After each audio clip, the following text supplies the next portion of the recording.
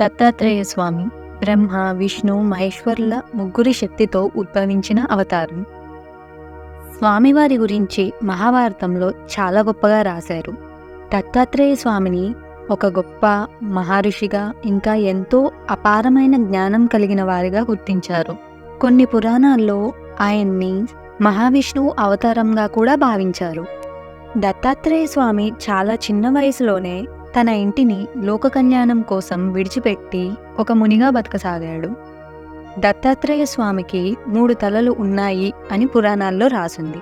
ఆ 3 తలల్లో ఒకటి విష్ణుమూర్తిది, ఇంకొకటి శివుడిది, ఇంకొకటి బ్రహ్మదేవుడిది అని పురాణాల్లో రాసింది. ఆయనకి 6 చేతులు ఉండేవని, చుట్టూరా ఎప్పుడూ 4 కుక్కలు ఉండేవని, ఇంకా ఒక తెల్లటి ఆవుతో దర్శనమిచ్చేవారు.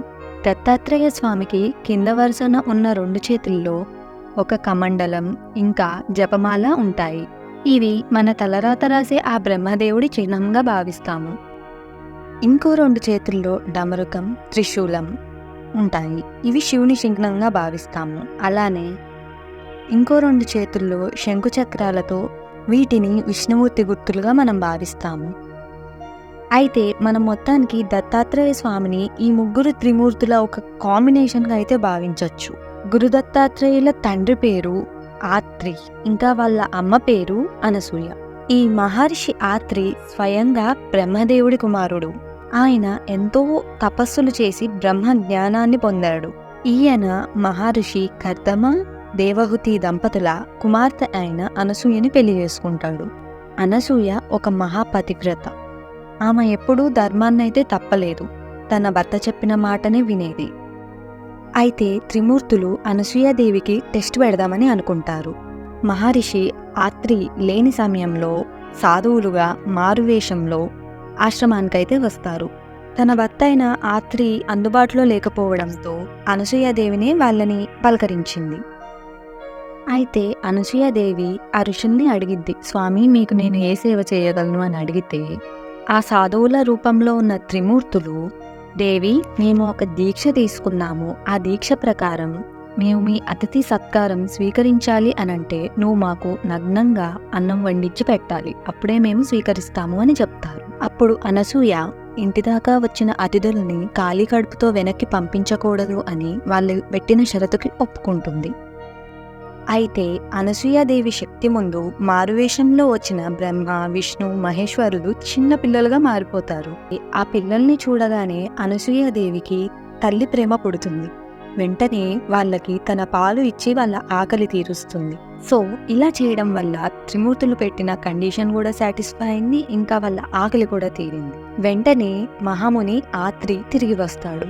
ఆ పిల్లల్ని చూసి వీళ్ళు త్రిమూర్తులు అనసూయాదేవి కోరిక నెరవేర్చడానికే తనకి పరీక్ష పెట్టడానికి వచ్చారు అని గుర్తిస్తాడు. తర్వాత పార్వతీదేవి, లక్ష్మీదేవి, సరస్వతీదేవి అనసూయాదేవి ముందు ప్రత్యక్షమయ్యి తమ భక్తులను ఇంతకు ముందులాగా చేయమని అనసూయని కోరారు. తర్వాత అమ్మవార్లు అనసూయాదేవిని నీకేం కావాలో కోరుకోమంటారు. వెంటనే అనసూయాదేవి త్రిమూర్తులైన బ్రహ్మ, విష్ణు, మహేశ్వరులను తన కొడుకుగా పుట్టమని కోరుకుంటుంది. తర్వాత బ్రహ్మ, విష్ణు, మహేశ్వర శక్తుల కలయిక అయిన దత్తాత్రేయ స్వామి అనసూయకి కొడుకుగా పుడతాడు. తర్వాత దత్తాత్రేయ స్వామి సుబ్రహ్మణ్య స్వామికి వేదాంతాల యొక్క రహస్యాలను బోధించాడు. ఆ బోధించిన పాఠాలను ఇప్పుడు అవధూత గీత అని పిలుస్తారు. అయితే దత్తాత్రేయ స్వామి చిన్నప్పుడే ఏ గురువు సహాయం లేకుండా తనకు తానే అన్నీ నేర్చుకున్నాడు. గురు దత్తాత్రేయ స్వామి సన్యాసిగా ప్రకృతిలో తిరుగుతున్నప్పుడు తాను నేర్చుకున్నవన్నీ ఈ ప్రకృతి ఇచ్చిందే అని ప్రకృతినే తన గురువుగా భావించి ఆ నేచర్లోని 24 ఆబ్జెక్ట్స్ని తన గురువుగా స్వీకరించాడు. దీని ప్రకారం దత్తాత్రేయ స్వామికి 24 గురువులు ఉన్నారు. ఆ 24 గురువులు ప్రకృతిలోనే ఉంటారు. అవి ఏమిటంటే నీరు, నిప్పు, గాలి, సూర్యచంద్రులు, భూమి, ఇంకా ఎన్నెన్నో. దత్తాత్రేయ మహాత్మయ అనే ఒక స్క్రిప్చర్లో లక్ష్మీదేవి ఇంకా దత్తాత్రేయ స్వామి వారిల ఒక ఇంట్రెస్టింగ్ స్టోరీ అయితే ఉంటుంది. అందులో దత్తాత్రేయ స్వామి లక్ష్మీదేవి సహాయంతో రాక్షసుల్ని ఓడిస్తాడు. ఈ కథలో జంబా అనే రాక్షసుడు తన సైన్యంతో దేవతలను ఓడిస్తాడు. అయితే దేవతలు దేవగురు బృహస్పతి సలహాతో దత్తాత్రేయ స్వామి దగ్గరికి వెళ్ళి సహాయం కోరుతారు. దేవతలు అక్కడికి వచ్చి సహాయం అడగగా లక్ష్మీదేవి కూడా అక్కడే ఉంటుంది. దత్తాత్రేయ స్వామి తను హెల్ప్ చేస్తాడని మాటిస్తాడు. అప్పుడు దేవతలందరూ కలిసి ఒక ప్లాన్ వేస్తారు. ఆ ప్లాన్ ప్రకారం దేవతలు రాక్షసుడి దగ్గరికి వెళ్ళి యుద్ధం ప్రకటించి సగం యుద్ధం చేసి రాక్షసుణ్ణి రెచ్చగొట్టి తిరిగి వెంటనే ఆశ్రమానికి వచ్చేసేయాలి. అయితే దేవతల మీద కోపంతో రాక్షసులు కూడా వాళ్ళ వెనకనే దత్తాత్రేయ స్వామి వారి ఆశ్రమానికైతే వస్తారు. రాక్షసులు ఆశ్రమానికి రాగానే దత్తాత్రేయ స్వామి పక్కన ఉన్న లక్ష్మీదేవిని చూసి మైమర్చిపోతారు. ఆమెను కిడ్నాప్ చేసి తీసుకెళ్దామని అనుకుంటారు. అప్పుడు దత్తాత్రేయ స్వామి రాక్షసుల మనసులో పుట్టిన ఆ ఆలోచన వల్ల వాళ్ళ శక్తులు తగ్గిపోయి ఉంటాయి అని దేవతలకు చెప్పగానే దేవతలు వాళ్ళ మీద యుద్ధం చేసి వాళ్ళని ఓడిస్తారు. దీనివల్ల దేవతలు గెలుస్తారు. బ్రహ్మపురాణంలో ఒక స్టోరీ ఉంది. దాని ప్రకారం అందులో కార్తవీర్య అర్జునుడికి 1000 చేతుల వరం దత్తాత్రేయ స్వామి వల్లే వస్తుంది అని స్థల పురాణం.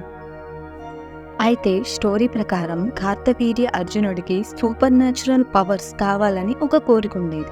అప్పుడు కార్తవీర్య అర్జునుడు మహర్షి అయిన గార్గ దగ్గరికి వెళ్ళి తన కోరికని చెప్తాడు. అప్పుడు రిషి గార్గ వెంటనే దత్తాత్రేయ స్వామిని పూజించి ప్రసన్నం చేసుకో, ఆయన త్రిమూర్తి అయిన బ్రహ్మ విష్ణు మహేశ్వరుల స్వరూపం అని చెప్తాడు.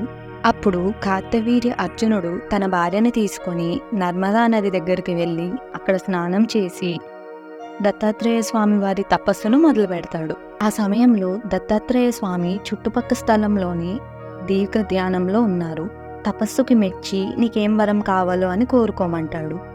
అప్పుడు కార్తవీర్య అర్జునుడు తనకు 1000 చేతులు బలం కావాలి అని కోరుకుంటాడు. వెంటనే దత్తాత్రేయ స్వామి తన కోరికని నెరవేరుస్తాడు. అలానే దత్తాత్రేయ స్వామికి చాలా ఇష్టమైన చెట్టు మేడి చెట్టు. ఆయన మేడి చెట్టులో నివాసం ఉంటారు అని ఇప్పటికీ మన ప్రజలు నమ్ముతూనే ఉంటారు. స్వామివారి దగ్గర ఎప్పుడూ 4 కుక్కలు ఉంటాయి. అవి 4 వేదాలు 4 యుగాలకు ప్రతిరూపం అని మనం చెప్పుకోవచ్చు. అలానే ఒక ఆవు కూడా ఉంటుంది. అది ఈ భూమికి ప్రతిరూపం అని మనం చెప్పుకోవచ్చు. ఈ వీడియో గనక మీకు నచ్చినట్లయితే ప్లీజ్ షేర్ చేయండి, సబ్స్క్రైబ్ చేయండి, లైక్ చేయండి. Thank you so much for watching.